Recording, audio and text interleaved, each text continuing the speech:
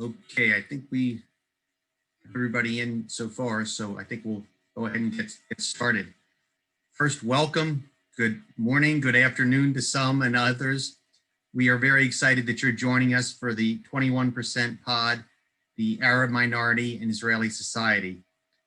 My name's Jeff, and I am very excited to start this adventure of studying another aspect of Israel. This is part of a group partnership brought to you by the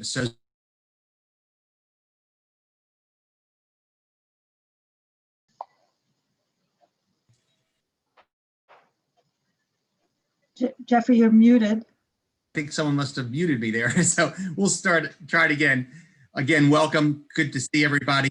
Today's effort is part of a joint venture with the Baltimore Jewish Council and the Interagency Task Force on Israeli Arab Affairs. First, thank Howard Libet of the Baltimore Jewish Council and Sahava Klein for all of their efforts, along with our partners at the Interagency Task Force, and you'll hear from them in a few minutes. The program is very much about trying to understand the complexity of Israel, and today we are so excited to continue our dialogue, connection, and education about Israel, which is what the forum is all about, and it's part of our robust programming for this fall. Today's program specifically is a complex identity, Arab citizens and Israel's Jewish and democratic balance. And we're delighted to have Mohammad Darawshe, who's going to provide the insight and knowledge that many of us have wanted to discuss in more detail. The Arab minority within Israel makes up 21%, hence today's title, of Israel's population, and is 1.9 million Israelis. Side by side, Jewish and Arab citizens often navigate a very different socio and economic sphere. Arab citizens in their own right are often considered the litmus test for the democracy that is Israel. Granted equal citizenship by the Declaration of Independence, issues related to the wider conflicts, geography, history, language, culture, nonetheless often stand between the Arab minority and the access to Israel's societal and economic opportunities. Today, many Arab citizens are by far the most socioeconomically challenged. So, today's program, we're going to have an overview of the Interagency Task Force, hear from our featured speaker, but also want your participation and engagement. And many of you are Zoom experts, so please feel free to use the chat function or to mute or unmute as we move forward. So that's today's effort. Again, I want to thank BJC and the Interagency Task Force for bringing this together with the forum. Now it's my pleasure to introduce Liron Shoham, the Executive Director of the Task Force. Thank you so much, Jeffrey. Thank you to everyone who joined the event today. It is such a pleasure to partner on this series with the Insight Israel Forum at the Jewish Federation of Baltimore and the Baltimore Jewish Council. As you said, I am Liron Shoham. I am the director of the Interagency Task Force on Israeli Arab Issues. The task force was created in 2006 to ensure that North American Jewish communities who care so deeply about Israel have thoughtful and in-depth opportunities to learn about Arab society of Israel. As we will hear today, the Arab minority in Israel is not only a sizable population, it is significant to Israel's economic strength, social cohesion, democracy, and civic life. Public health, an issue we're all more concerned now with more than ever and more. Over the last decade, as Jeffrey started to contextualize, efforts to close socioeconomic gaps between Arab and Jewish citizens in Israel have intensified on all fronts. And Jewish-Arab relations have emerged as some of the most dynamic, complex, and consequential of Israel's domestic priorities. We are fortunate, therefore, that the Insight Israel Forum has approached this issue as a series, allowing a look at different facets of these developments and the challenges and opportunities they represent over the next coming months. We're also very, very fortunate that for today's event, the first of the series, we have Mohammad Darawshe.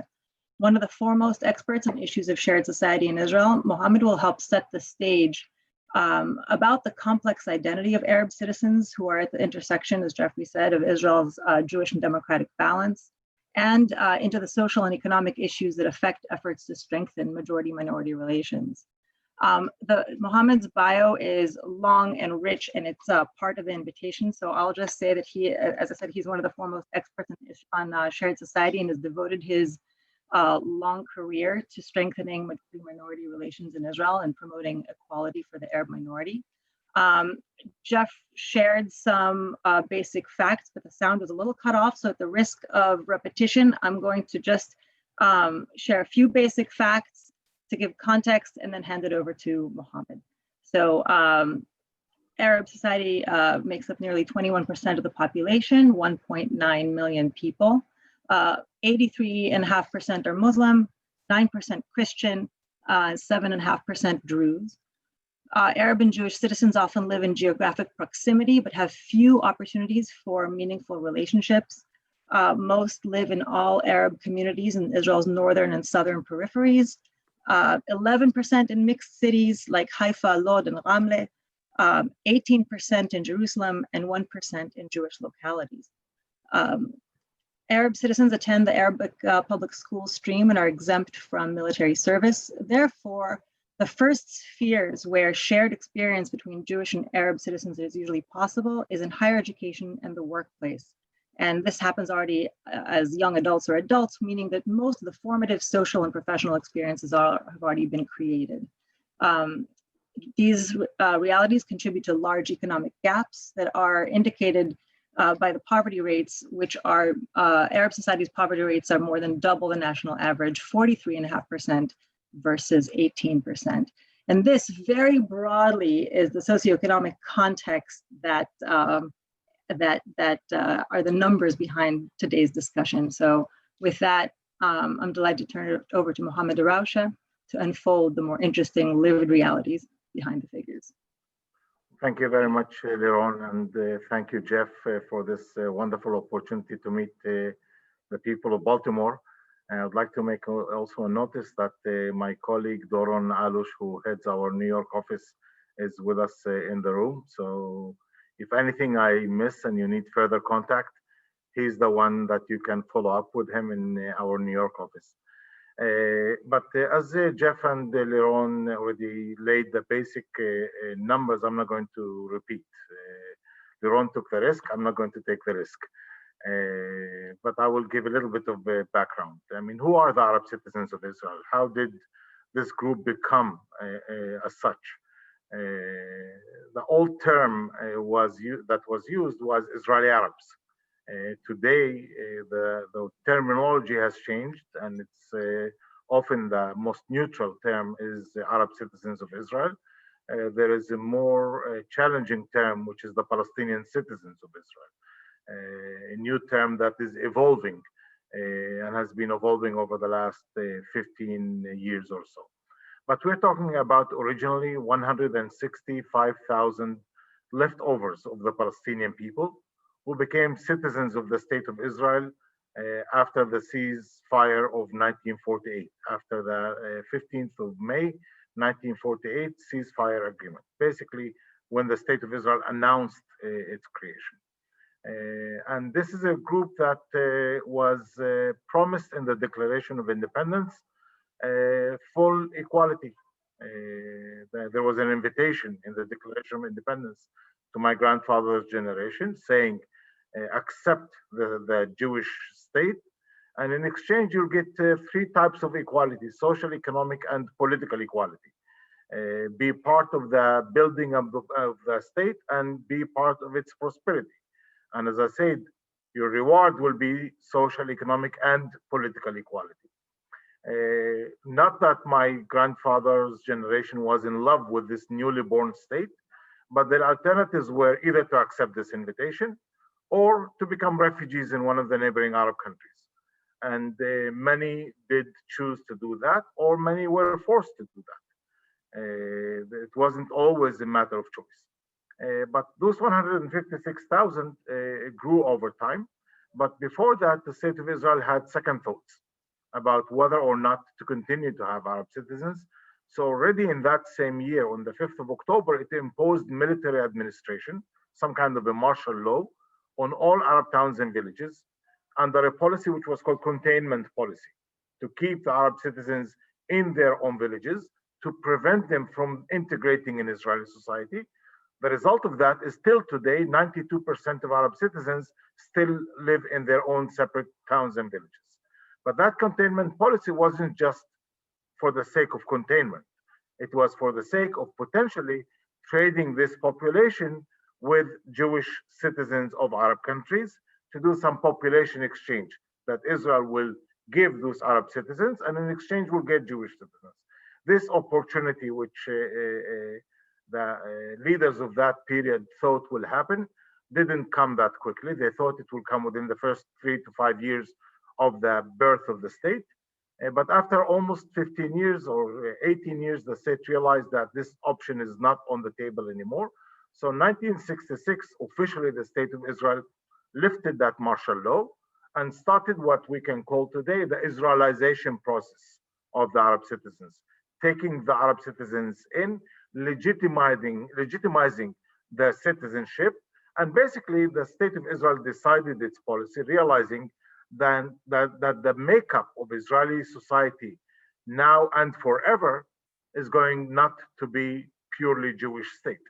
It's going to have a significant portion, at the time it was 17%, a significant portion of its society who are not Jewish.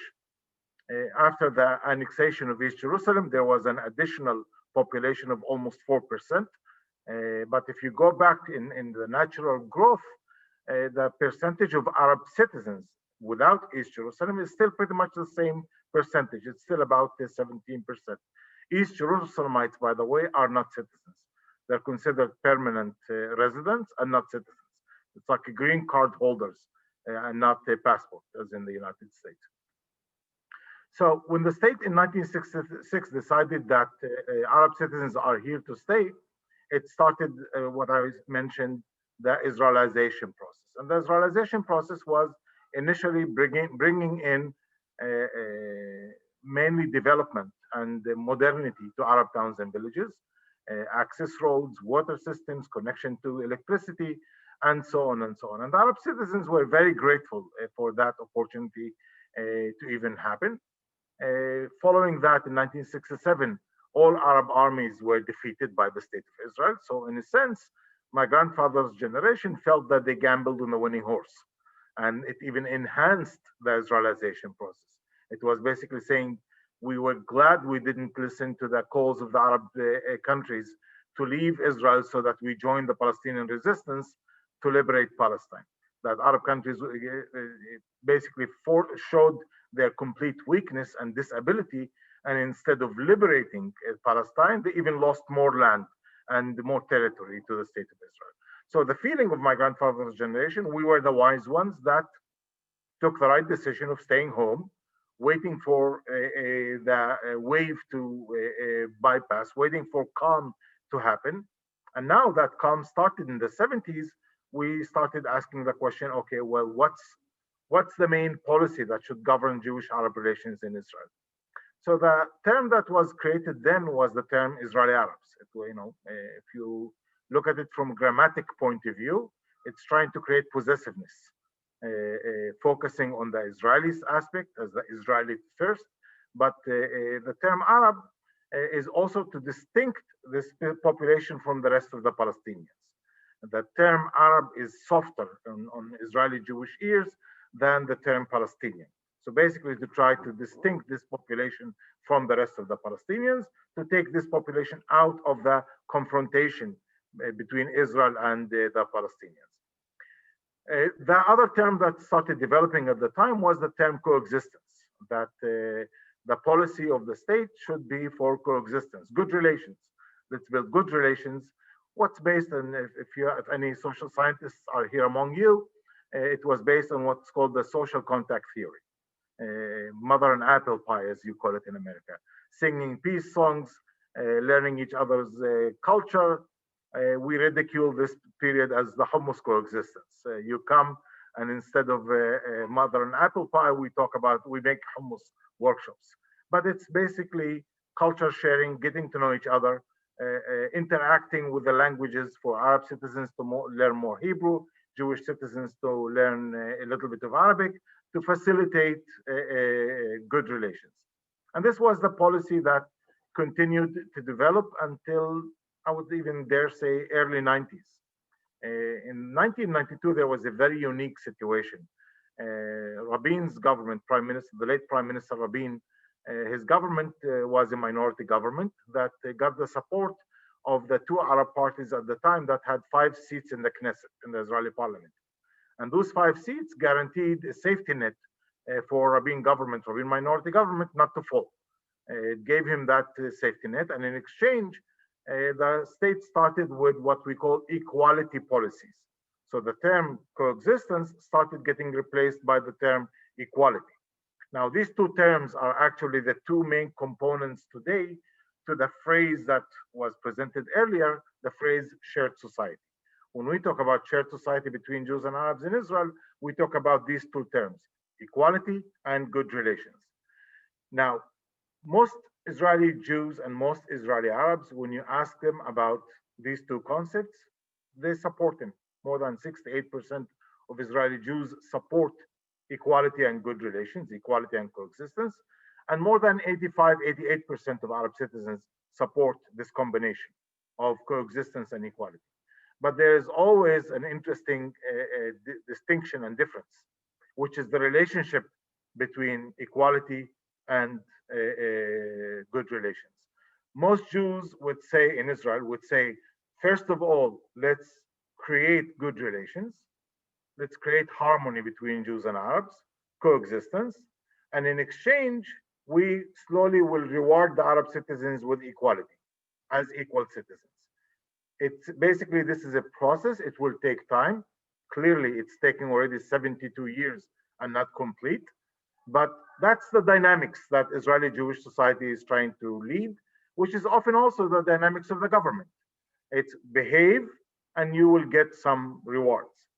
While most Arab citizens see the exact opposite dynamics. They say, wait a minute, you promised us equality in the Declaration of Independence. You're talking about a democracy that has clear constitutional foundations, which are the basic laws of the State of Israel, that should not make any distinction between a citizen and another citizen, a Jewish citizen versus a non-Jewish citizen. If our relationship is based on the civic rights and civic duties, let's talk about equality first. Equality, and basically, they're saying, Arab citizens are saying, mostly politicians, unless you give us equality, we're not going to engage in good relations, in coexistence. Equality first, the reward we'll give to the Jews is good relations. The exact opposite directions. Jewish citizens are saying good relations first, reward is equality. Arab citizens saying that first of all equality and then good relations. And that's where the debate is. That's what you hear most of the debate that comes to you through the news. If it comes from the Arab citizens, it's mostly complaints about inequality. It's mostly conditioning equality with good relations. And when it comes from the Jewish perspective in Israel, it's about behave, behave, behave. Or sometimes if it comes from the more right wing, it comes with worse type of terminology. You're misbehaving equals sometimes being seen as traitors of the state. We've given you the right to become citizens and you should be grateful for that. That's more radical terminology. Now, still, over the years, we've developed, I would say, 3 areas of interaction between Jewish and Arab citizens. One area is the political debate, which is still live and kicking and was enhanced 2 years ago with something called the nation state law that was passed in the Knesset, which basically says that the state is the state of the Jewish people. And it's not the state of the Israeli people. The state is the state of the Jews that live in Israel and those that live in Baltimore. It says to me, it's not my state. It says to me as an Israeli citizen, I'm not your state. And I have the right to even discriminate against you in order to benefit the Jews, whether it is in settlement policy, or in national icons and things like that. That you are individuals, Arabs are individuals and have individual rights. And the only collective that the state recognizes is the Jewish collective, and they have collective rights. And that's why they enjoy collective benefit, while Arab citizens can claim only for individual rights. Now, this debate, as I said, is a heated debate. In my view, we're not going to come to any resolution of this debate, at least as long as the Israeli-Palestinian conflict is still alive, because the Jewish population feels that this is something they need to protect and maintain, the only Jewish state in the world. And the Arab citizens are still challenging the structure of the state, because they do not see that they're protected as a minority, as a collective minority. They're demanding what's called collective minority rights, the status of a national minority with some kind of constitutional rights as a collective. Mind you, the state in the past has given already to Arab citizens a number of collective rights without mentioning them, or without packaging them, without giving those collective rights good public relations. One of them was already mentioned by Liron: separated Arab educational system, exemption from military service, the fact that Arabic language used to be, until 2 years ago, an official language, separate family law system. Muslims go to Sharia courts. So we have already 4 or 5 different collective rights that have been recognized in the early stages of the state, but the state prefers today to dilute that kind of concept and focus on individual rights as citizens. The second arena I want to focus on is that Jews and Arabs in Israel have not integrated properly, have not socialized properly. The separate geographic residential structure has managed to create a number of social phenomena, mainly unaffected also by this climate of Israeli-Palestinian, Israeli-Arab larger conflict, has always presented the Arab citizens as an extension of the enemy, seen as part of the enemy, part of the wider, bigger Arab Sea, and not necessarily seen through the lens of citizens. So the suspicion was always the biggest lens through which Israeli society viewed the Arab citizens, because, as I said, of the active conflict between Israel and the Palestinians and the rest of the Arab countries. Although luckily Arab citizens have managed over the last 72 years to create what I would call a clear firewall in this conflict, not to import intifada-like violence into Israel, not to revolt against the state of Israel, to pull the emergency brake in the right moment in order not to sort of wipe the green line that distincts between Palestinians who are in the West Bank and Gaza versus those that are living inside the state of Israel. Mainly because the 1992 political agreements between Israel and the PLO, the Oslo arrangements, or the Oslo negotiations, they told Arab citizens a very clear message. One, maybe you thought you were part of the conflict, of the Israeli-Palestinian conflict, but you're not part of the solution. So if you read the Oslo agreements, you see 0 mention of the Arab citizens of the state of Israel, basically saying to us, you are an internal issue of the state of Israel. If you have any problems, go to the Knesset, go to the government ministries, go to the court, go to the Israeli press. Do not expect your issues to be in the negotiations table. Not Yasser Arafat, and not the King of Jordan, and not the President of Egypt, and now not the Emiratis or the Bahrainis are going to negotiate your status. You're an internal issue of the state of Israel. Maybe historically you were part of the bigger, larger problem, but when it comes to peace agreements, you're an internal issue that the Israeli government is your negotiating partner. Israeli Jewish fellow citizens are your fellow negotiating partners. So this created some kind of a twist in the dynamics of Jewish-Arab relations in the early 90s.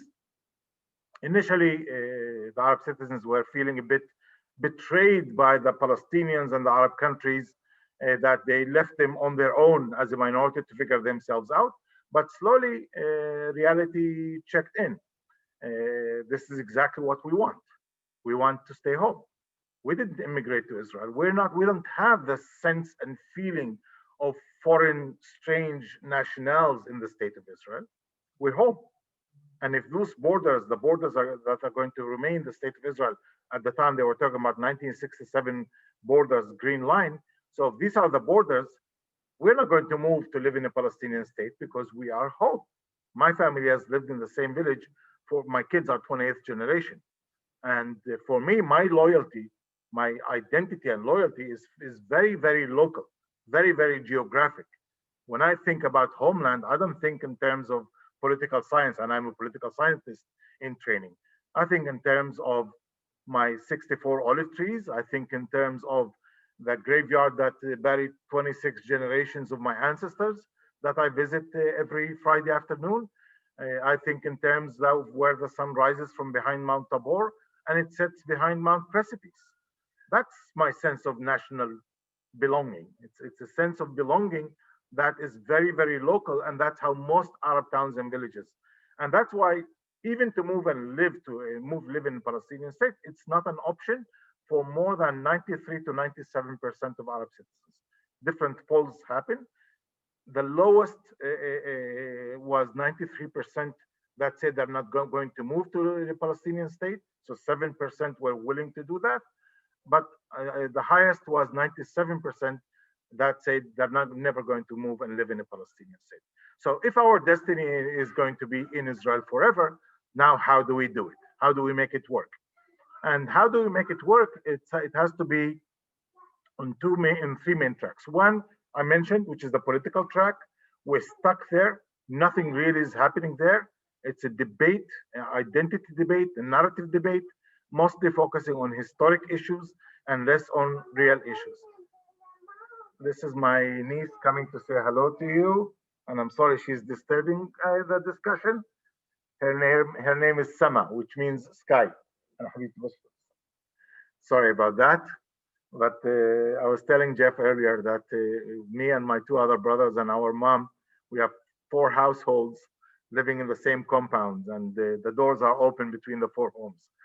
So being the oldest brother, I have to keep my doors open all the time. So that's the case. And our kitchen is in the lower floor. All of my brothers are in higher floors. So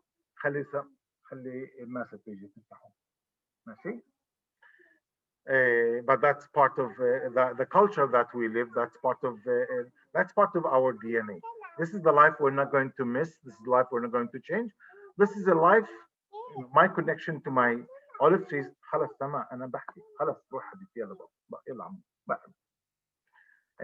So the lifestyle of the close-knit communities. If you come to my village, Jeff, I hope you'll do it. But if you come to my village and you ask for the home of Mr. Darawshe, they'll tell you there are at least 3,500 men that answer the same last name. If you narrow it and you say only Mohammad Darawshe, you'll probably find 370 men that answer to that name. But this is an asset that we developed over the last 800 years that we're not willing to give up for the sake of a flag that we wake up or Palestinian national anthem, which means we know that there's a sacrifice we need to give on the identity issues, identity of the state. It means that we need also not just to ask the Jews to accommodate us, but we need to know how to accommodate the Jews.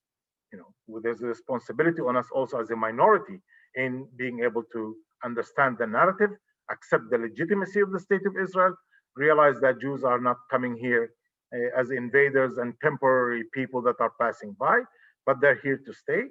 But at the same time, convince the Jews that we are not also temporary, and we're also here to stay. And we're here to stay, and as I said, we need to find the right formula for that. So socially, I think we've been very hesitant as two societies. For example, the integration of the school system has been very, very slow to integrate. More than 20 some years ago, an organization called Hand in Hand tried to start a binational, bilingual educational stream where Jews and Arabs go to the same schools. And in more than 21, 22 years, they've been successful in creating less than 8 schools or so. So there isn't much demand for an integrated school system. I personally started in 2005 what I call cross-sector teachers program to start placing Arab teachers in Jewish schools and Jewish teachers in Arab schools. I started with 6 teachers at the time in 2005. 15 years later, we're talking about 1,300 cross-sector teachers, almost 1,000 Jewish Arab teachers in Jewish schools and 300 Jewish teachers in Arab schools. So there's a feeling that the communities are willing to accept what I call hierarchic interaction, hierarchic integration, where there's segregation between at least the age of the people that are interacting, and less of integrated school system where kids go to the same school if they are in the same age. Another issue that we can look at socially is the number of organizations working for Jewish-Arab coexistence. Today, there's almost 180 organizations like this. Most of them are very local, small activities.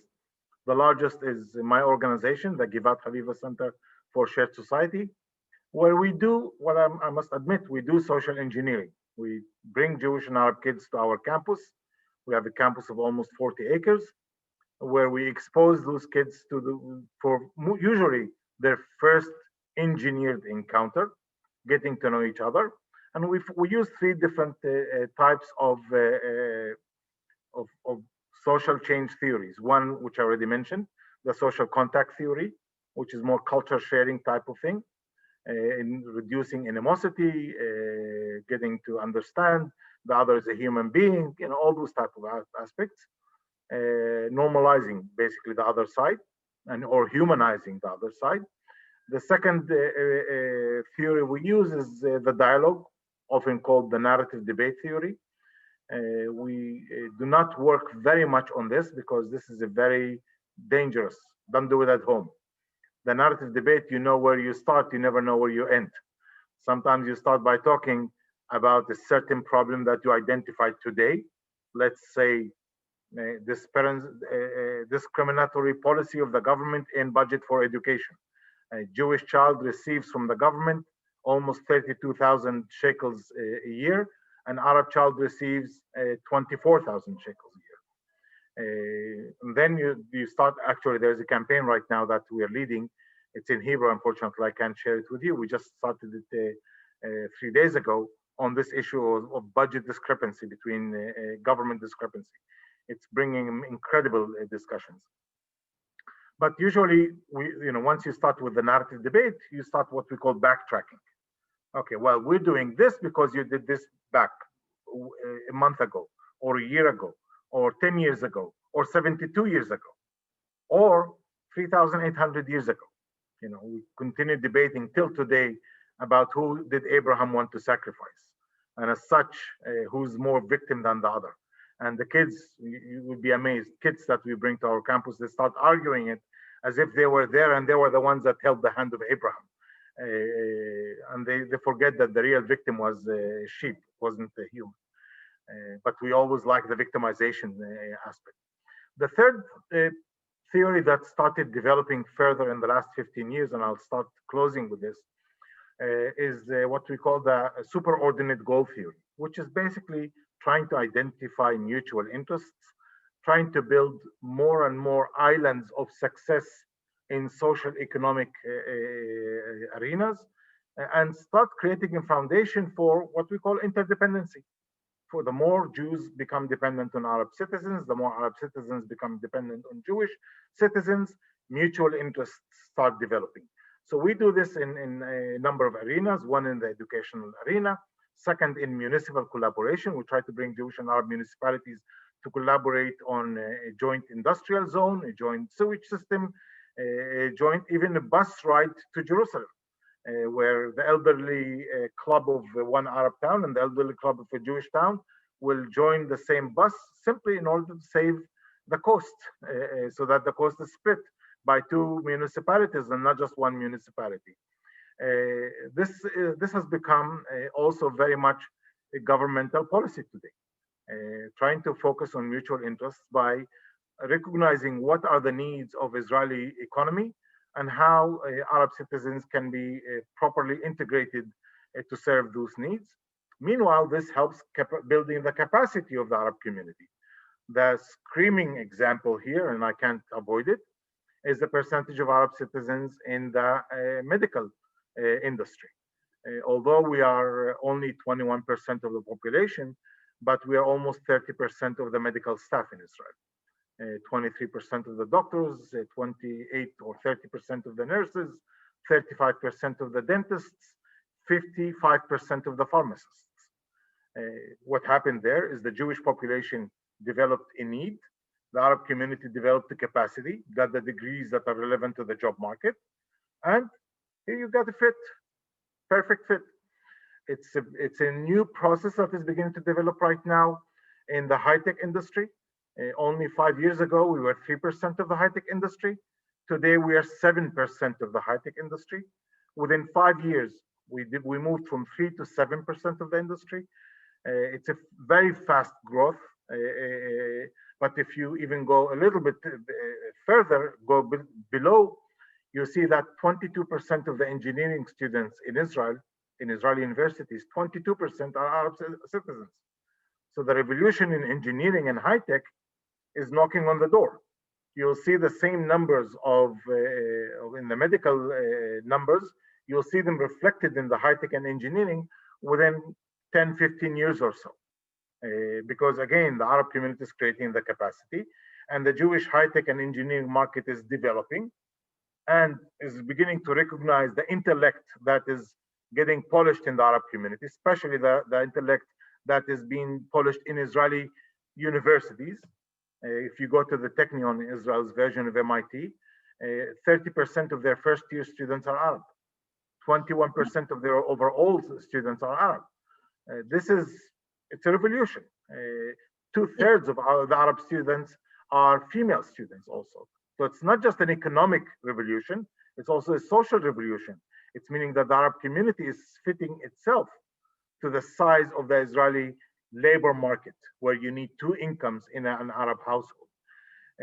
There is a government authority, which is called the Authority for Economic Development for the Minority Sectors, which has been created over the last 14 years.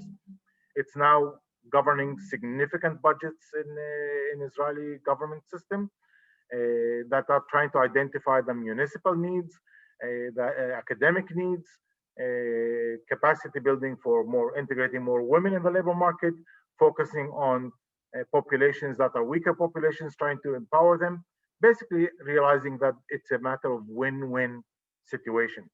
The more we help create an Arab middle class in the state of Israel, the more they're going to be able to contribute to Israeli society, Israeli economy, but also the more they're going to benefit from it. I mean, the Arab community is going to benefit, but the Jewish community and the state of Israel as a whole, its whole economy is going to increase by increasing the intellectual capacity of the Arab community instead of focusing on keeping Arab citizens just as garbage collectors or construction builders, where your contribution to the larger economy is much less than if you are a doctor or if you are an engineer. Mohammad, this is such an exciting set of points, and I don't want to stop this flow. I see people are asking questions, and I want to invite them to continue to. I'll just take a moment to strengthen your point. High tech is such an exciting. We're going to have a session on high tech in this series. I believe that's the one in January, and it's such an exciting example because what Mohammad is saying is that the business case, the return of reframing the entire orientation of Jewish-Arab relations in Israel is so strong. The high-tech industry has been outsourcing jobs overseas while there is a domestic population with the creativity, youth, talent, and aspirations to participate. And over the last 10 years has been a serious push to remove the barriers to participation, exponentially increasing the number of Arab citizens in the high-tech workforce, and opening with so many benefits, raising incomes, as Mohammad said, access to the Arab market, and of course shared workplaces. Now you have Jewish high-tech professionals commuting into Nazareth. So it's really creating every year new dynamics and new relationships that are very substantial. I want to invite people to ask questions in the chat, to raise your hand if we have a raise of hand option. I'm not sure, or ask to be unmuted if you prefer to speak. And Mohammed, please, can you maybe give us an example? Take us into the mind of a young Arab woman, a young Arab man today. What are their aspirations? What are the things that, when they think about their future in Israel, how is that different today from when you started working on coexistence, when it was coexistence early in your career? Okay, so I'll combine this with Bob Davis's question. Do the Israeli universities accommodate Arab students from the non-Israel states? No, I mean, only few Palestinians from East Jerusalem that are there. But, I don't want to talk theory later on. I'll tell you about my kids. I have 4 kids. My oldest son is doing his MBA, Masters in Business Administration. He works for a company called Superfarm, which is similar to CVS drugstore, a large chain of drugstores. And he's now a store manager. And when he was in an interview about a year ago, before getting the job of store manager, they asked him, "What's your aspiration?" And he said, "I want to become the CEO of the company." He wasn't shy in hiding his very high aspirations. So the lady who's was interviewing him, the head of the human resources, she said to him, "Stand up, come with me." He thought she's going to show him the way out. She took him to the CEO's office and told the CEO, "Meet your replacement." He said, "What?" And he said, she told him that the answer was that he wants your job. And he said, "Well, first of all, I hope not too soon. I still have many years to serve." But in the meanwhile, he offered him an internship of once a week. My son leaves the store, goes to the head offices, and gets training in basically he interns in different departments. So 1 month he will be into the marketing, another month he will be in the finance, another month he will be in advertising. They're basically teaching him the corporate life of the company as part of corporate training management for him. So what my son wants, he wants to be corporate management. He's studying what do you call it? Psychology of marketing. That's his MBA. His special sub-focus is psychology of marketing. His mind is business, business, business. My daughter, who's 24, she just got accepted to the Technion to do her PhD in genetics. She finished her undergraduate degree at Hebrew University in biomedical sciences. Then also went to the medical school at Tel Aviv University. She finished her master's in genetics and now PhD in genetics. And she wants to be a professor in the medical schools of Israel.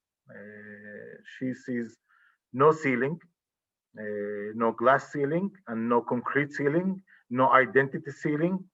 And actually, she doesn't think her identity as an Arab or Palestinian or even a woman is any issue in her career. She was on the dean's list at Tel Aviv University when she graduated now from there. And they didn't give her a scholarship, so she went and demanded it. She said, "Wait a minute, you didn't look at the numbers. You gave me just a nice certificate, but you forgot to give me the money associated with it." So she got also a nice scholarship. And she negotiated between universities who's going to give her more scholarship to do her PhD. Weizmann Institute and Tel Aviv University and the Technion were giving her offers. And she chose the Technion because she thinks that's a better offer that she got. Again, mainly professional arena, but with a degree like hers, she's also thinking in terms of startups. She's already parallel to her PhD.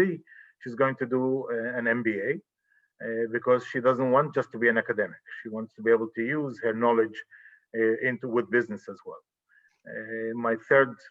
My second daughter is starting dentistry school, and my youngest, who's now starting pre-academic year at Haifa University, she wants to be a psychologist.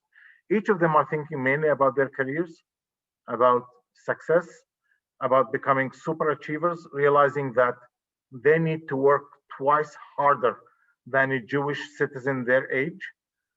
I think, Leon, we are beginning to comprehend the status of a minority. Exactly what Jews outside Israel have done. You comprehend the status of minority, which means being good is not good enough.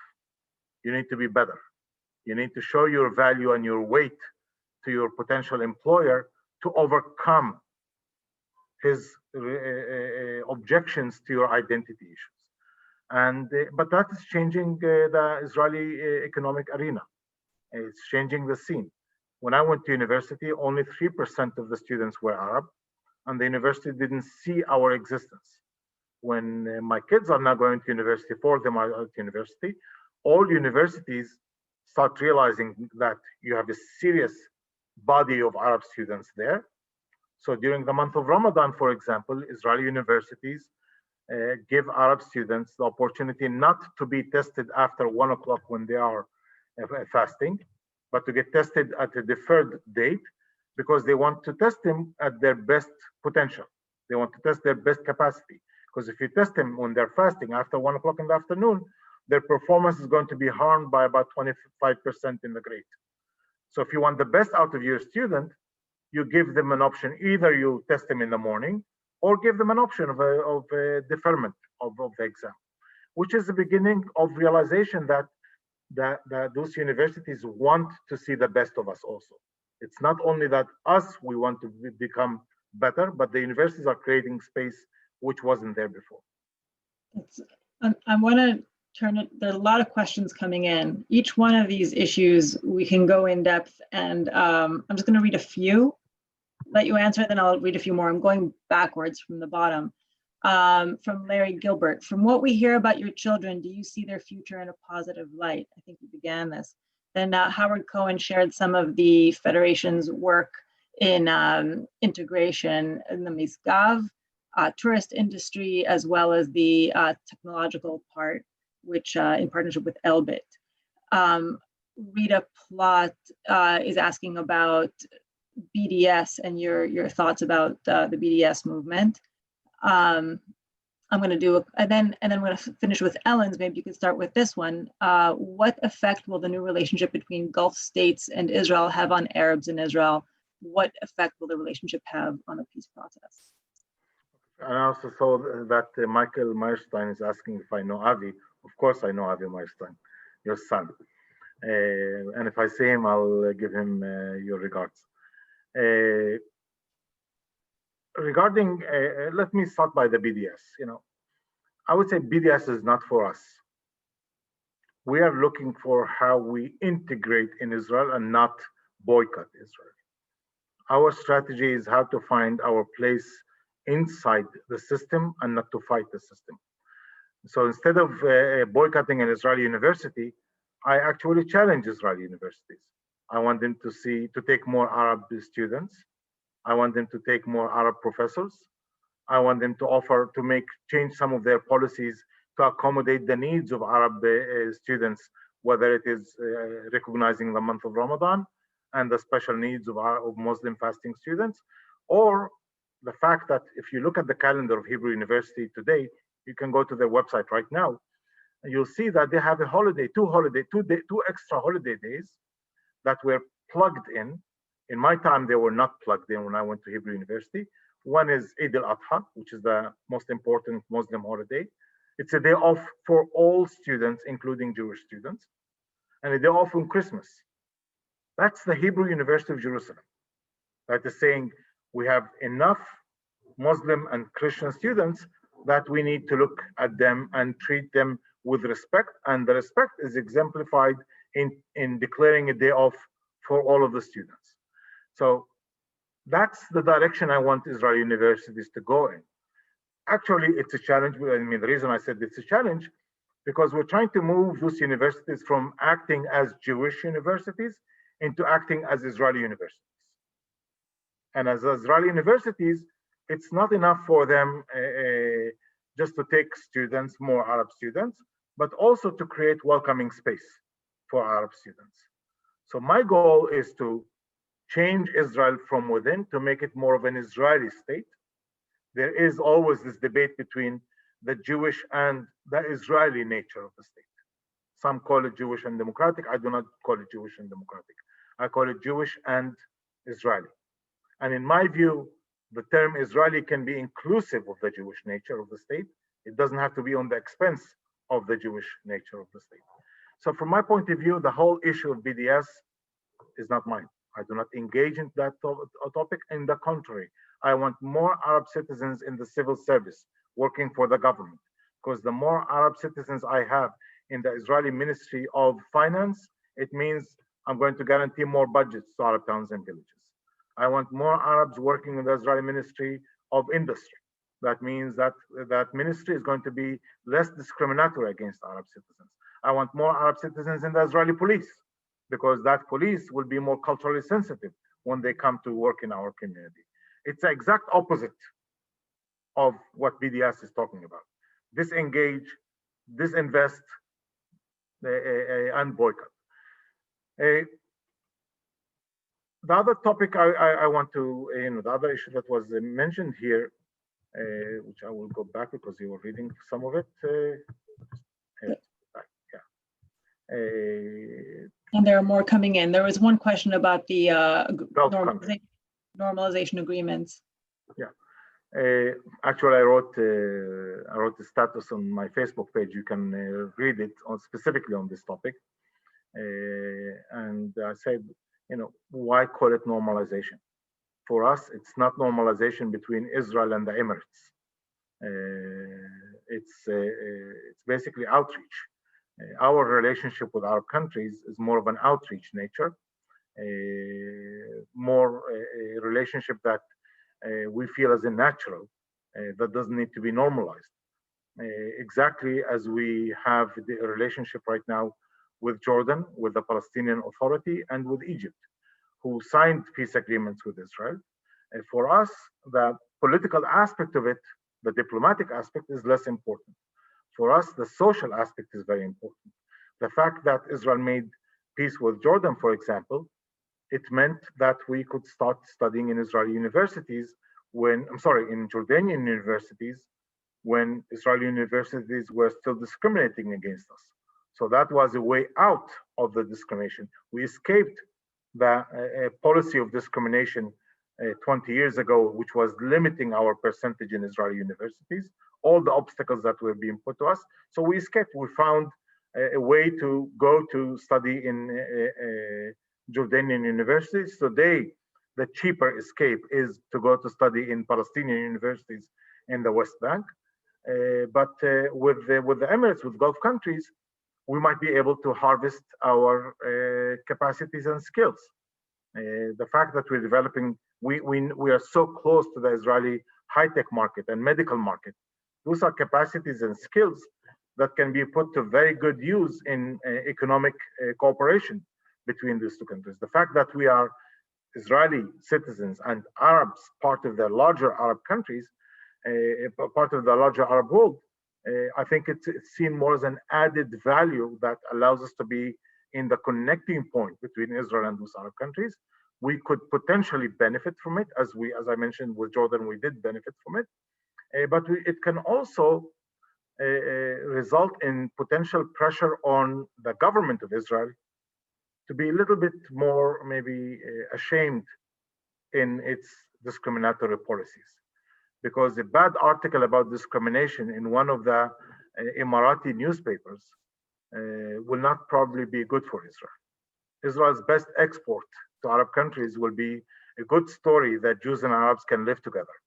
A bad story where an Arab citizens complain of discrimination is not going to go very well in the ears of Arab citizens of Bahrain or the Emirates. And I think that the more of those relations, the more normalization actually between Israel and Arab countries, it will leverage our status towards equality in the state of Israel. We have a little bit of time and really big questions coming in. Questions about the law of return. how do you feel about the law of return for Jews in the diaspora when there's no similar law for 1948 refugees? There's questions about the nation state law and if it could ever eventually be accepted by Arab citizens in Israel, or is it an unpassable barrier to feeling accepted? We spoke a lot about universities, but there was questions about Israeli universities accepting Arabs from outside of Israel. Maybe that has room, but I think those two big questions, nation state law and law of return, are probably interesting for a lot of people. See, Jeff, that will need maybe another hour after we finish your series. We'll do a wrap-up session. I'm very happy to see so much interest in the question, so it's fantastic. So I will touch on the nation-state law and on the law of return.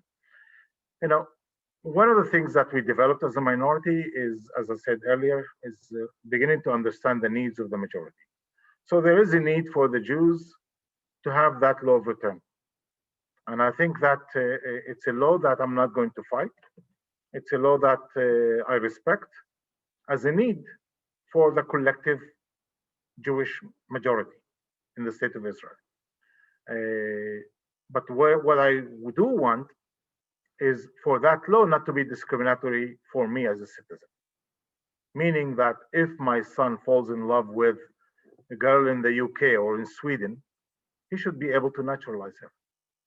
But the fear of the Jewish Israelis about this is that if they open the door too wide for naturalizing non-Jews coming into Israel, this could become challenging for the demographics. So we can find a solution for that.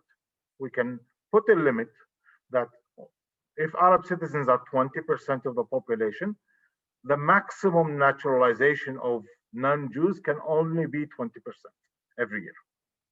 So it will never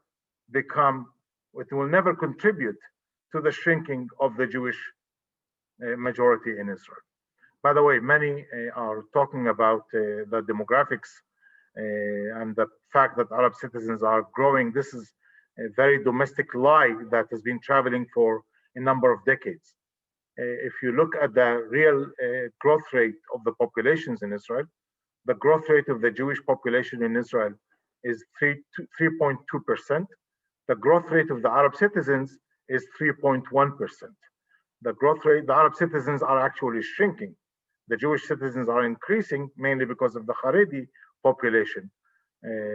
But the Arab citizens are going down in their birth rate.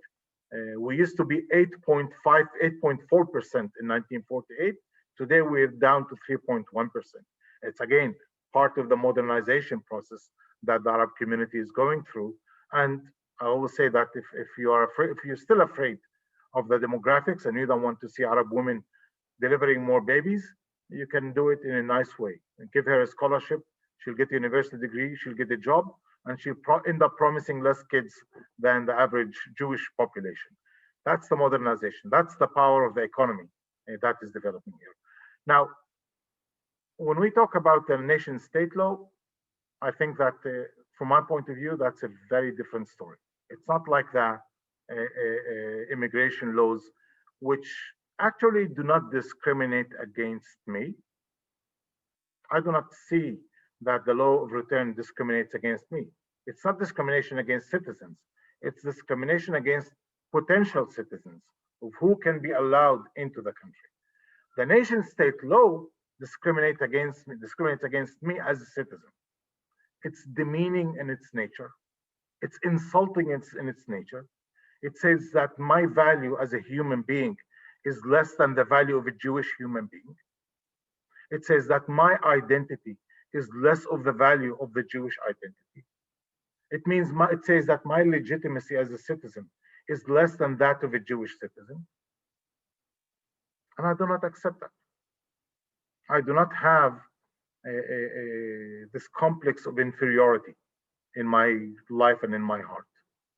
There are certain needs of the Jews I'm willing to accept, such as the need for the immigration law that grants Jews the safety that they deserve in being able to come to their homeland and feel safe and secure.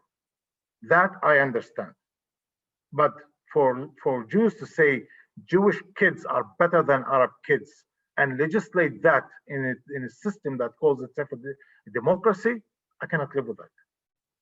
I cannot accept structured inferior status in a country as long as it defines itself a democracy.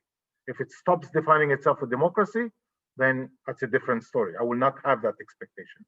But as long as Israel is defined as democracy, part of democracy, and part of fulfilling the laws of the state of Israel, the laws of human dignity, the laws of freedom.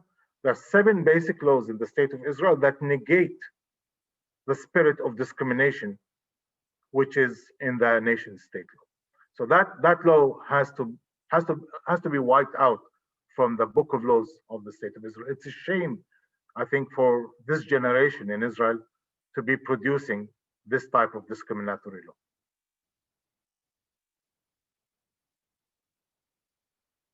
You are muted, Liron. Sorry, I said thank you. There's questions about, well, I think, Jeffrey, we're at 2. You tell me. Maybe we could take one more. I know there are lots of questions in the chat, and I've even gotten some private ones here as well. So, Mohammed, like you said, we'll need to find another time to answer everything. But maybe, Liron, if you want to give one more, and then we'll wrap up. Sure. And I see that there was a question about to define the nation state law. So maybe if you can, Mohammed, give a quick definition for people who may not be as familiar with it. I can also share a link to a resource on it. And then I'm trying to see if which one we missed that was significant. Oh, if it was about the feelings of Arab citizens moving, I want to articulate it correctly. So I'm scrolling up. I'm sorry, everybody. It's way up that we missed before. If there's ever a 2-state solution, would Arab Israelis want to be part of the Arab state if they didn't have to move? I think I answered that question earlier when I said that when this question was presented to Arab citizens, the range of people willing to move to future Palestinian state was ranging between 3 to 7%. In tense times, it goes to 7%. In normal times, it drops to 3%. So those that want the national identity as a stronger, or the ethnic identity as a stronger thing that they wake up to every morning, then they can focus on this. I think I saw that, Liron, you also shared something about the nation state law. So I'm not going to speak much about that. So, but because of time restriction, I would say, if we're stuck with that debate about the nation state law, we're basically focusing on the things that separate Jews and Arabs today. So with my heated argument against the nation state law, I would say I leave this to the members of the Knesset to talk about it mostly. And I think change is going to come from there. My preference is to focus on what can we do from the bottom up and not necessarily only from the top down. How can we create that first opportunity for a Jewish kid to meet an Arab citizen, and we go through that humanization process, and the opposite, where we can also humanize Jewish kids in the eyes of Arab kids. And I will share maybe with you a couple of interesting stories of one of my largest projects today is this cross-sector teachers program, and I specifically am operating now a program which sends Jewish teachers to Arab schools. We have 68 Jewish teachers working in 128 Arab schools. That's almost 40% of the educational system in the Arab community. And when we started this project 2014, everyone said, do not go to the hard towns, such as al-Fahim, the hub of the Islamic movement. You probably would be more successful if you go to the private Christian schools or so. They'll be more receptive.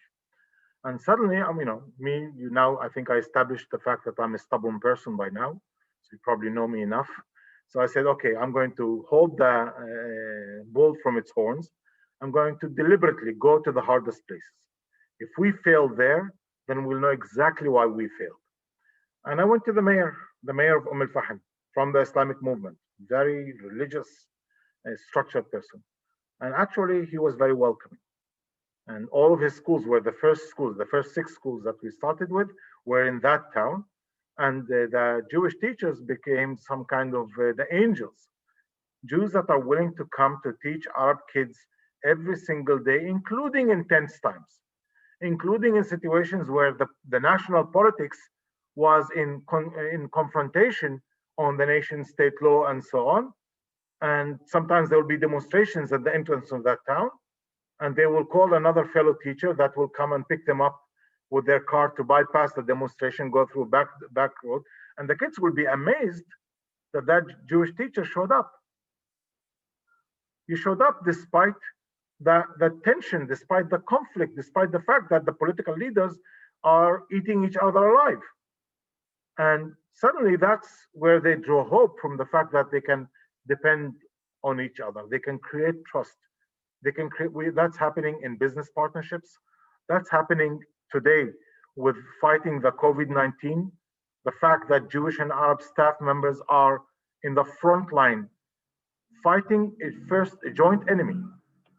It's not seen as a Jewish disease or an Arab disease. It's a mutual enemy, and the soldiers fighting it, the medical team, are Jews and Arabs, that what unites them is the shared citizenship. They're battling for the health of all of Israeli society. So when you see this happening, you can feel shared society.